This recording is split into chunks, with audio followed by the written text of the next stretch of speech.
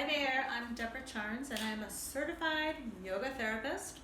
And in the last video session that I recorded, I was talking about what yoga therapy is not. So today I'm going to give you a little bit of history of yoga therapy and tell you what yoga therapy is. So first of all, there is an association called the International Association of Yoga Therapists, and it was created in the year 1989. So from 1989 pretty much until the present, they have been creating guidelines. They've been creating accredited schools for yoga therapy, and also determining exactly what a yoga therapist is. So I joined the International Association of Yoga Therapists in the year 2013 because I was studying to become a yoga therapist. And as I was studying to become a yoga therapist, it was before the certification process from C-IAYT was completed. But fortunately, my school was an accredited school, and so everything that my school did was in conjunction with what the future C-IAYT rules would be. So as I mentioned, I joined C-IAYT in 2013, and I went to some of their national symposiums before I was a certified yoga therapist. The yoga therapist certification program was finalized by C-IAYT in the year 2016. And in that first year, from when they rolled it out with all the rules for what you needed to do, there were 500 credentialed yoga therapists. And I'm thrilled to say that I was one of those first 500 yoga therapists that were certified. And to my knowledge, I was one of the very first bilingual certified yoga therapists in the state of Texas. So by now there have been a lot more that have been certified, and of course there are bilingual certified therapists in the United States and in other countries as well. But anyway, that was the year 2016. And part of what they created was a code of ethics.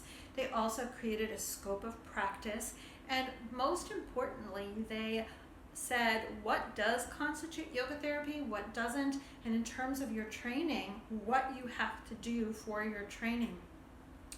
And right now there are more than 170 accredited schools, and it's a pretty lengthy process to become an accredited school. And to me, it was also extremely intimidating to get my accreditation. So I had my yoga therapy completion of studies. It took me 3 years to complete my studies. I was not going full-time, of course, but I was going back and forth from Texas to Florida to complete my yoga therapy training in 3 years. But again, everything had to be in alliance with what the rules for the International Association of Yoga Therapists were. And one of the things that that we had to do as part of our studies is we had to get in a lot of actual practicum hours, and we had to submit a lot of case studies of what we did with individuals and what our protocols were for them, and of course how they progressed in their therapy. So it was a very lengthy process, and I believe I had about 10 case studies that I had to submit, and it was basically substantiating my work as a yoga therapist beyond my studies as a yoga therapist. Currently, one of the goals of the International Association of Yoga Therapists was to create a respect and a level for yoga therapy along the lines of a physical therapist. So as part of that, there are 2 schools now that offer masters in yoga therapy. The first and actual only school that offers a master of yoga therapy is the Maryland University of Integrative Health, and so they have a Master of Science in Yoga Therapy. The other school, it is a Master of Arts in Yogic Studies, and you can get a specialization in yoga therapy. So it's not a complete MS in yoga therapy as a physical therapist might get, but in Maryland it is. So The other thing I wanted to mention is in terms of who are my colleagues that are yoga therapists.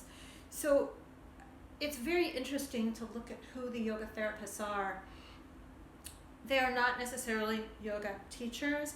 I was a yoga teacher, but I had already completed my Ayurvedic training before I went into yoga therapy.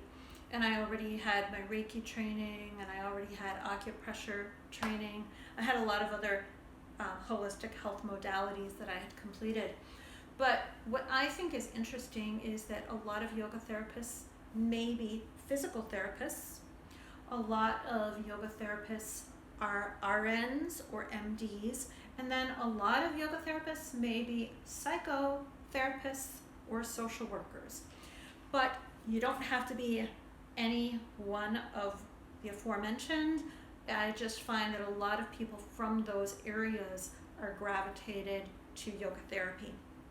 Because what I always say is yoga therapy is a little bit of a mix of psychotherapy, physical therapy, and of course a little bit of yoga.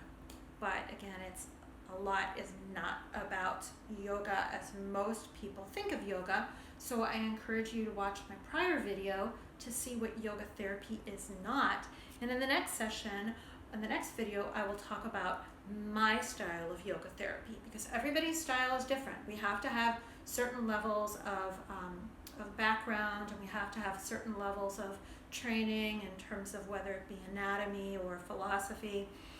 And of course, we all have to have a certain number of case studies, a certain number of hours. It might have been 120 hours of practicum experience that we had. So anyway, I am Deborah Charnes, and I am a certified yoga therapist and member of International Yoga Therapists since the year 2013. And I do work in person in my studio and my mini retreat center in Wimberley, Texas. And I also do a lot virtual, and en inglés o en español hago de todo. También entiendo portugués e italiano, but I, for the most part, speak just English and Spanish. And so I invite you to follow me on my Facebook pages, the Namaste Council, the Namaste Getaway, and the Right Council. From my heart to yours, Namaste.